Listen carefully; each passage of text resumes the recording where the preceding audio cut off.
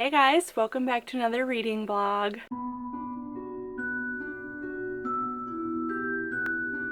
I was not planning on starting this vlog until Sunday or Monday. I simply could not wait any longer because I'm nervous that I might finish this book before I start. So I started A Court of Thorns and Roses by Sarah J. Maas. I have read that much in a day, which is a big deal for me. I usually don't. And you guys, I am so upset with how much I'm enjoying this book.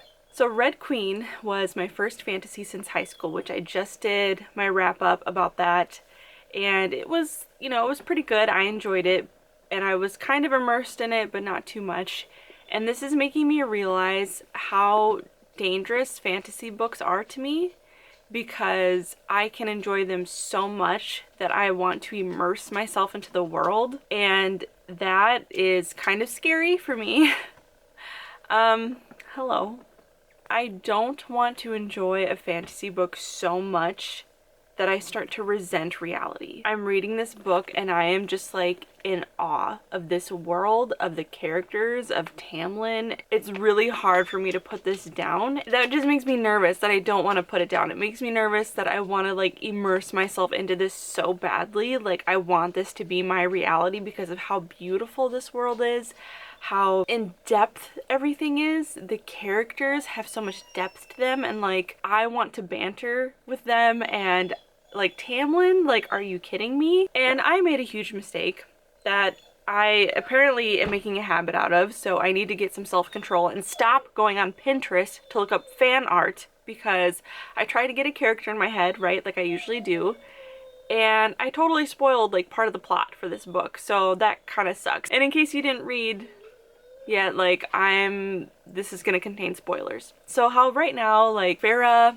or Feyre, however you want to say it, and Tamlin kind of have like a very subtle slow burn romance going on right now, and I've been rooting for it because I'm like, Tamlin is like, are you kidding me, right? So I'm like rooting for them, and then I go on freaking Pinterest and see that she's with the freaking Night Court High Lord guy, and I'm like, oh frick. So I don't know what happens. I'm excited to find out. Like my whole world just like was crushed in regards to them being together, like Tamlin and Farah. So that was kind of disappointing. I hope he doesn't like die. Like if he dies, I'm gonna be devastated because I like love him so much. So I'm really nervous. Anyway, so the writing is amazing. The story is amazing.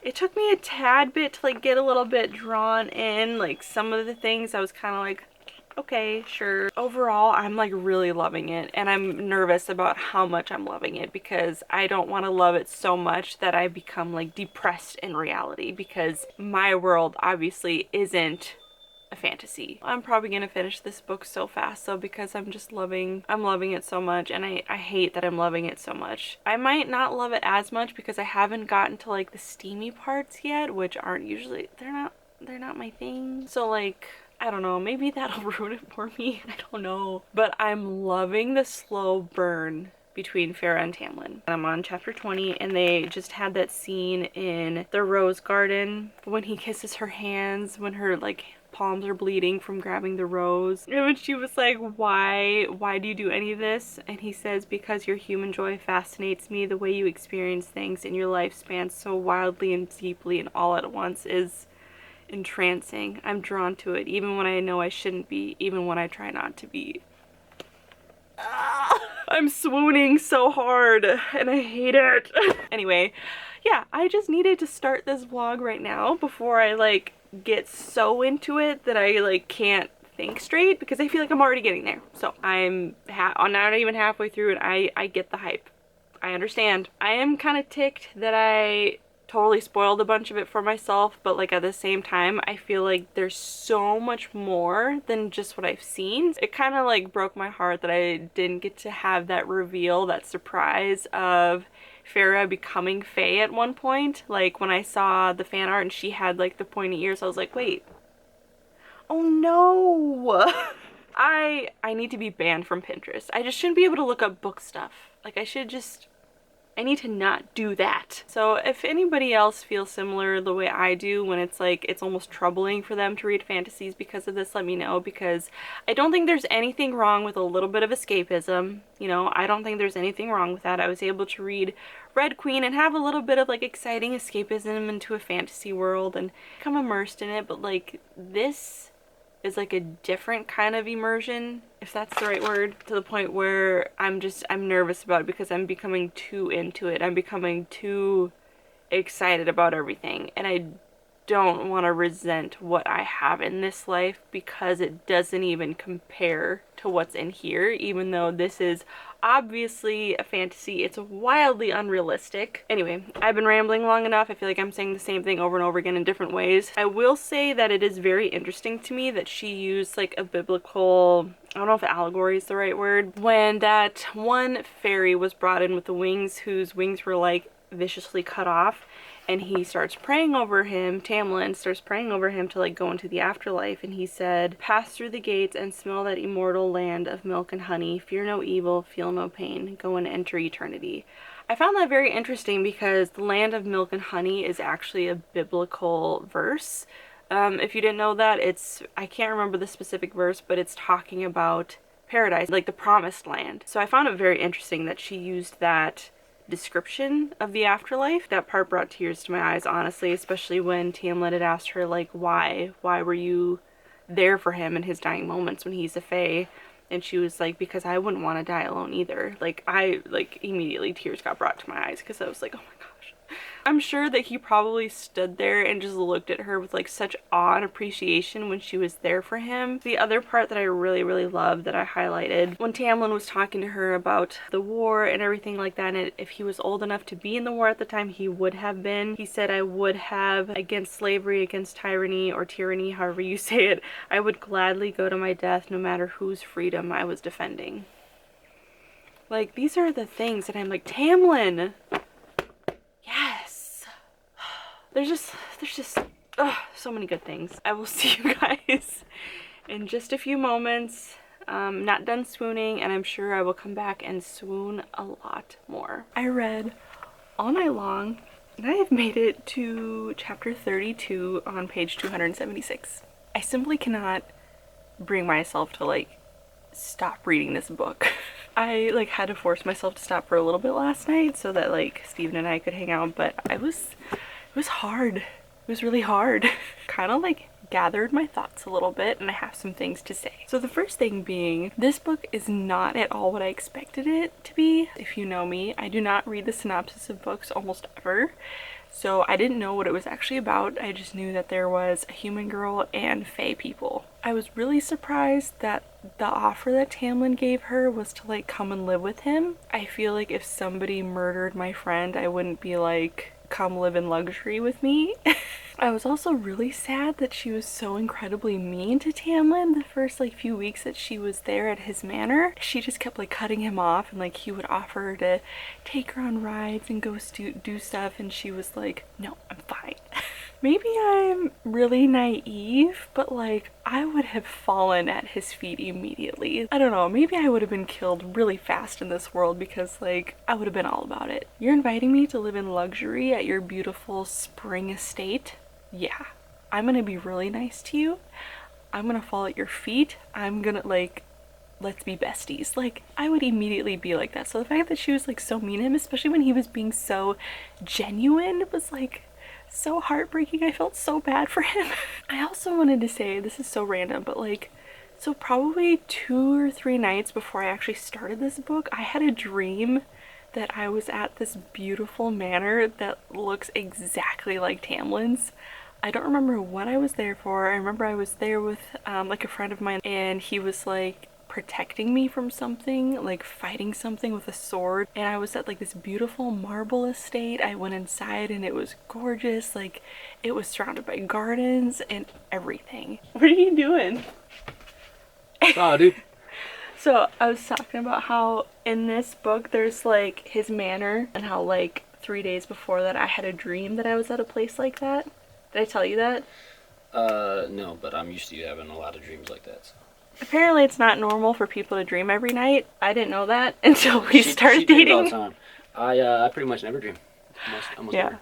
I dream So every single night, and he doesn't like ever. So I didn't know that that was a thing. I thought people always had dreams every night. But yeah, so I had a dream that I was there before I even picked up this book, which is crazy. And the fact that my friend was like fighting off these beasts with like a sword and everything, just like Tamlin did. So that was weird. I just want to talk about a few of my favorite moments. One of them being when they were dancing at that, what was it? The summer solstice something, I don't know, but it was beautiful when he was like talking about how beforehand he wanted to be a musician and like travel, but he couldn't because, you know, the position of the High Lord fell on him. And so they went to this little dancing party and he was playing and she got like drunk on fairy wine and then just like danced, and it was so beautiful. And he just like encouraged her to like be free and dance and look after her. And then like they went on that beautiful hill and watched the wisps while they danced, and then they had their first kiss. I have never ever been so giddy about a book or a movie, honestly, in my entire life. I swear, like every 10 pages I was going like this. And I love the descriptions that Sarah J Maas has when she had said, I don't need a keeper. I wanted to spin and spin and spin. And Tamlin said, no, you don't. Never once stumbling over his playing. How his bow did dance upon the strings, his fingers sturdy and strong. No signs of those claws that I had come to stop fearing. Dance, Farah, he whispered, so I did. Like, are you kidding me?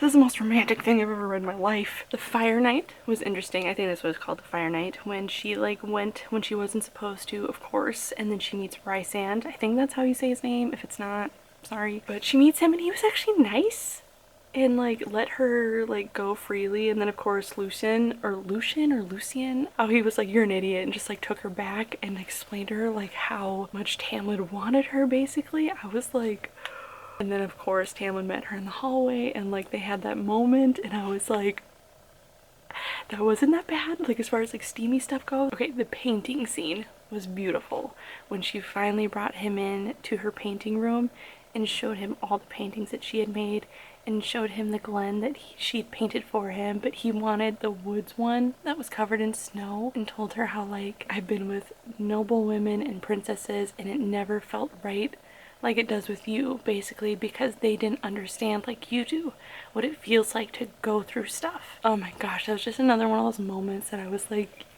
yeah. So Rysand was actually nice. I'm very surprised that he was like so nice to her. And then when they met, like, what was it, the next day or 2 days later, I was surprised at how big of like a jerk he was. Like the fact that he called her like mortal trash and was so mean to Tamlin.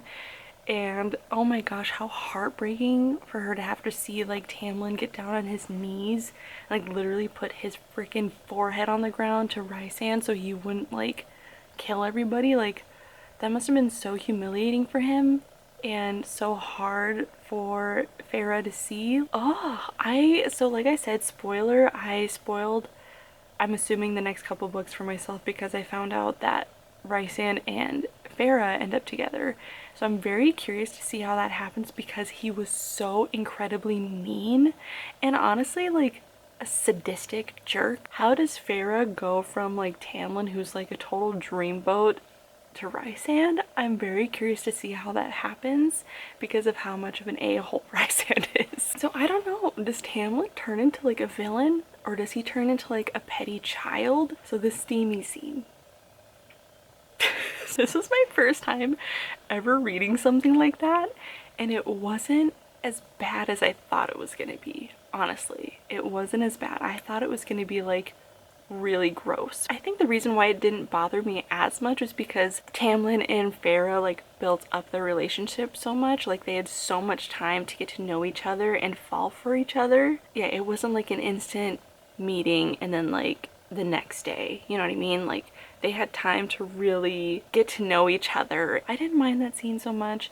Didn't love it, but like at the same time, like I said, it wasn't like as gross as I thought it was gonna be. I love the fact that Farah kind of had that realization of how strong Elaine was when Elaine and all of them were in like poverty, and Elaine was talking about holding on to hope and knowing that there's something better out there, and Feyre was so like, no, there's nothing better, like this is it, da da da da da. And now looking back on it, now that they're back into their wealth, how Feyre's like, I see now that Elaine was a strong one because she held on to hope. I just love it. So right now, like I said, I'm on chapter 32. I just get to the part where Feyre leaves the fortune that her family has to go back into Prythian to go back to Tamlin and see what happened, because obviously she realized that Claire's house was burnt down and Claire was the fake name that she gave to Rysand. So she obviously knows that something bad is going to happen to Tamlin, so she has gone back to the manor to find him and see what happened. I'm excited to see what happens. I'm excited to see the ending of this one with her and Tamlin together, since at the moment I'm still Team Tamlin, because so far he hasn't done anything bad. Apparently that changes if she ends up with somebody else. So I'm curious to see Tamlin's downfall, unless really Feyre is the one who was like, goes down a dark path. But I don't know. I don't know. Does Tamlin become a villain? Does he become petty? Does he... I don't know. I'm curious to see what happens. I'm so excited. I hate how much I love this. Hi friends. Okay, so it all makes so much more sense now. I'm on chapter 38, so it just covered the part about, I'm sorry if I say this wrong, Amarantha, the like High Queen. Everything makes so much more sense now with him like not explaining the blight. It was so sad hearing about it, about how like he literally had to send his own men out there to potentially be sacrificed so that he could have a chance at love. It's very like twisted Beauty and the Beast kind of a vibe, but this makes so much more sense, especially because he was so kind to her when he first got her to the estate, and he was like trying so hard to like connect with her, because I'm like, she just killed one of your friends. Like, why are you trying to like be nice to her right now? I'm connecting a lot of dots in my head now. I loved the way that the servant girl, I can't think of her name, Elise, whatever her name is, had explained everything. She explained everything so well. It actually, like, I love it when that happens, when I can actually understand things that are being explained. I also wanted to say that I completely understand the charm of Rysand now, because she just completed the first task, because she was brought under the mountain, and she finished the task with the worm, which, by the way, totally reminded me of SpongeBob. That was such a cool scene though, oh my gosh. But I understand why people like him and his charm. He's so smooth, and I'm like, I keep finding myself like going like this when he talks, and I'm like, oh, stop it, he's supposed to be the bad guy.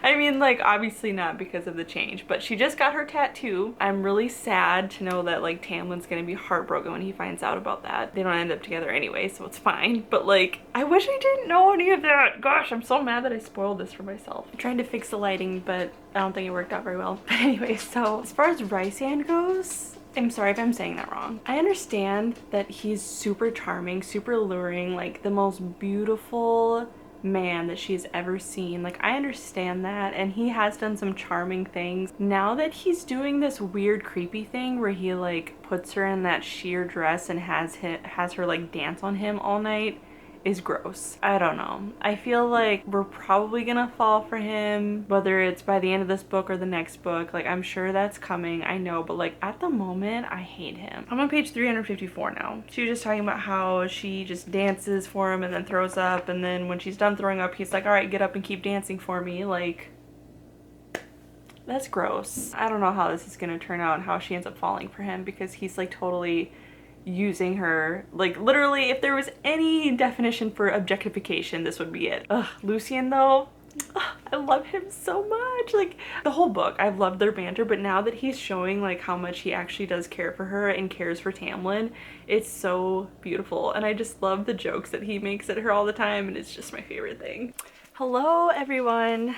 It is January 2nd, and I finished this on December 31st. This technically should have been included in my December wrap-up, but I honestly didn't think I was going to finish another book in December, so that's why I posted that kind of early. I finished this, and I've got quite a few tabbies. Okay, I'm just going to start off by saying that I give this book a 4 out of 5. I'll explain why it kind of lowered the rating in just a second, and then I'll get into like the more emotional kind of feels that I got from this if you're at all interested in hearing me. I'm just gonna get started with the first thing on my list, and that was the fact that the title and the cover of this book make no sense.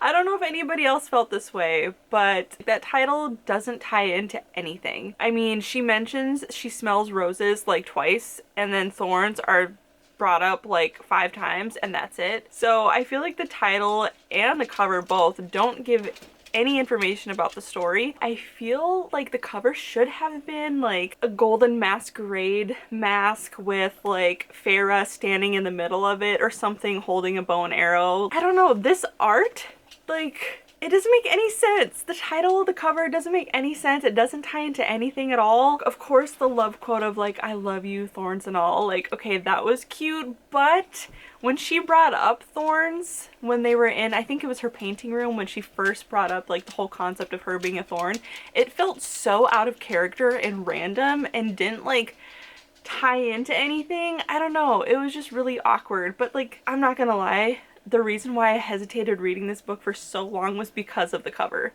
I mean, it doesn't look like much of a fantasy book. Like, it kind of does, but at the same time I was kind of like, so that was like my first thing that I felt I should mention. I don't know, I know, so weird, but like, that's not the reason why I'm giving it like a lower rating, or not 5 out of 5, but like, I just felt like that was worth mentioning. So this was a Beauty and the Beast retelling, it seems like. So Farah kills the wolf and then gets invited to live in luxury, which makes no sense until you get to like the end and you realize like, oh, it's because there was a curse on him. He was supposed to find a human who loved him, who hated fairies. Like, it made sense, but I understand why people get like a few chapters into this book and then don't finish it, which I didn't realize was a thing until I posted my review on Goodreads, and there were so many people who hated this book or like didn't finish it.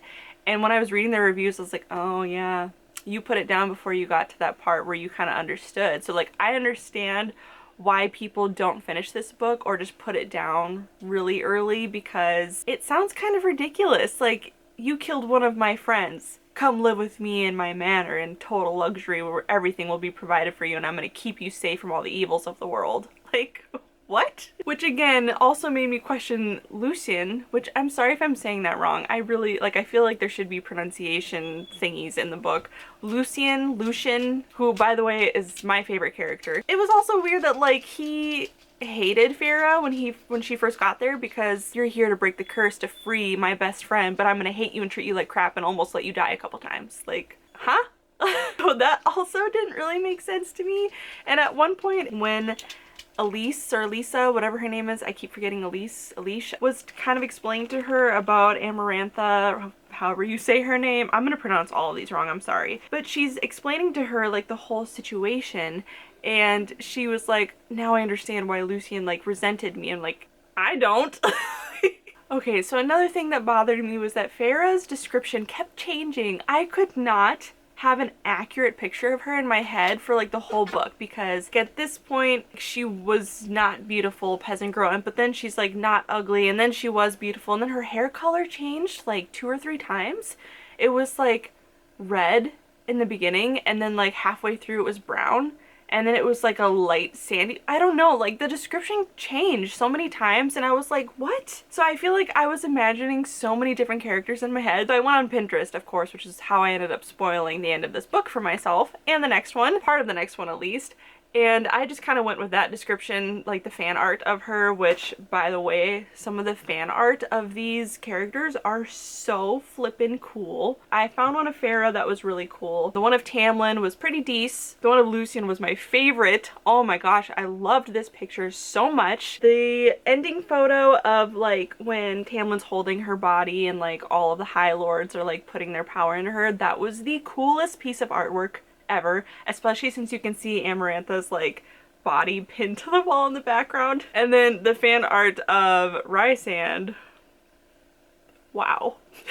So So then the next thing, it didn't make sense to me why Rysand was so cruel to Tamlin when he came to the manor the first time, I think it was, because he was so nice to Farah in the woods at Fire Night, and then at the estate he was so cruel to Tamlin, like made him get down on his knees, like his forehead, and was like so incredibly cruel to him. And then like the more the story went on, I'm like, that just makes less and less sense, especially since at the end it was kind of revealed that everything that Rysand was doing was to protect Farah and Tamlin so that the curse could be broken. But I feel like the way that we got there didn't make sense for Rysand's character. I'm not really sure. Maybe I missed something, but the fact that he was so cruel to Tamlin just wasn't clicking for me. So Rysand was very charming, so I understand why people root for him by the end of the book. Even though he did some horrible, disgusting things, for example, making Farah wear that sheer dress while dancing on him all night, and like that made me so angry when I first read that part. I was like, that's disgusting. How do you fall for this guy? Mind you, his physical description is like incredibly attractive. I mean, she says the most beautiful man I had ever seen. You know, the sleek black hair, the purple eyes, like the perfect jaw, the perfect teeth, like everything. But he was so gross. Like, he made you get drunk and do all this stuff on him, right? Which, I mean, later on he kind of describes like, I was doing that to like make Tamlin's anger grow so that he would kill Amarantha when the curse was broken. But it's like, he was gonna do that anyway.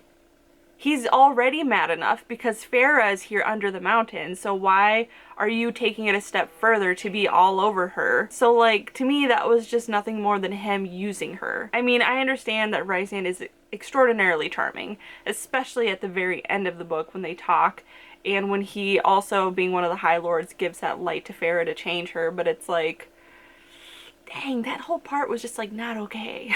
Okay, so one of the things that really bothers me about female lead stories is that everything comes so easy to the main character. With Farah, everything came so easily to her. She hunted great, she hit the wolf, she killed the wolf, she comes to live in luxury, she gets rescued immediately, she catches like that surreal, whatever it's called, the fairy immediately, like no trial and error, just immediately goes well for her. Tamlin immediately rescues her when she's being attacked by the Naga or whatever they're called. Her trials go perfectly. She just happens to get rescued on the second one, which, by the way, it bothers me that we didn't get to know what that question was for the second trial, when like the sharp thingies are coming down towards Lucien and she has to pick like one of the three answers. Like, we don't even get to know what the question was. Like, was it a riddle?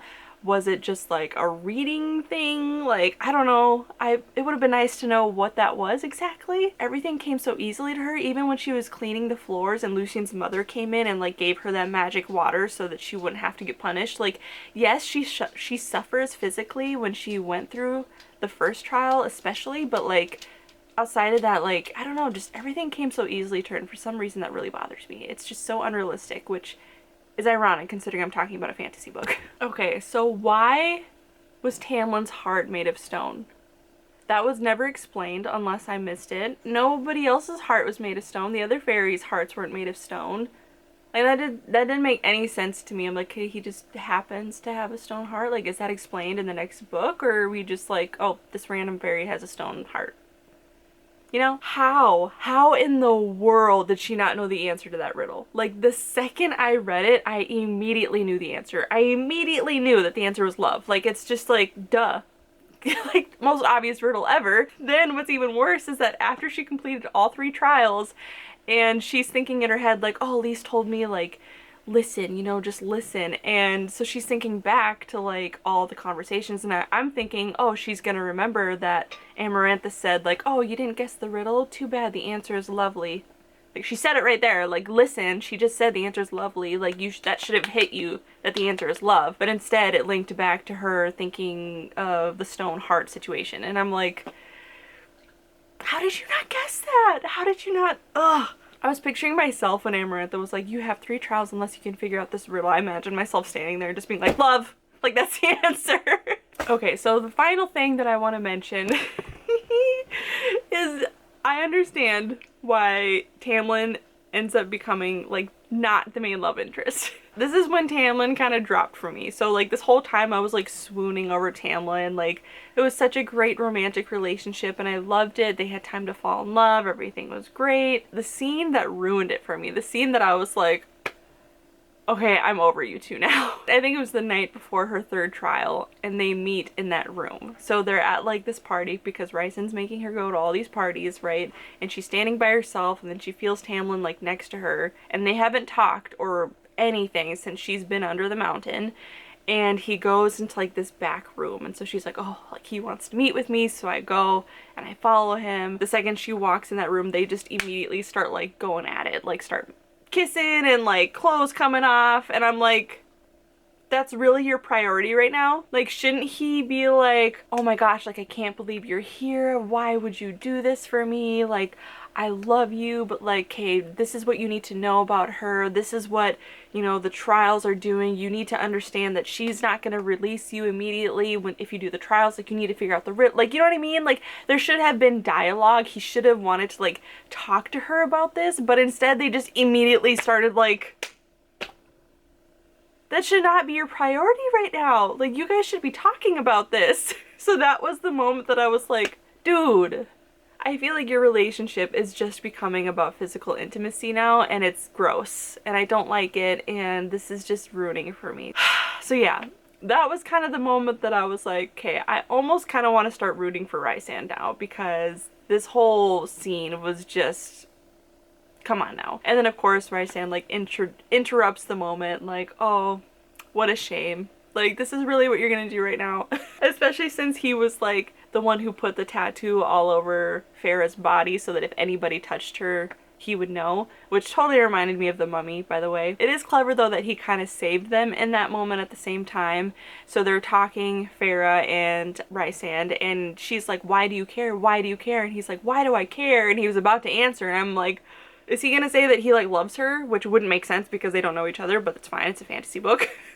But then he like looks over and he can like sense that Amarantha's coming, so he just starts like kissing her. A bunch of people on Goodreads in the reviews hated that part. They were like, he sexually assaulted her, yada yada yada, which like I understand that perspective, of course, but at the same time I was like, I mean, if he didn't do that, she and Tamlin would have been murdered, like right then and there. They would have been killed. So like, I was okay with that whole part of him being like, oh, we're gonna pretend that we were in here to like be intimate so that, you know, you two don't get killed for this. So that was very clever because then he put like the ink on himself from the tattoos instead of Tamlin. So that was kind of a clever moment, but that was the moment that I was like, okay, I think I'm gonna start rooting for him instead of Tamlin. But yeah, then when Amarantha basically like beat her to death, I was like, oh wow, this is getting intense. And then of course when she broke the curse and Tamlin just went at Amarantha and just like tore her to pieces, I was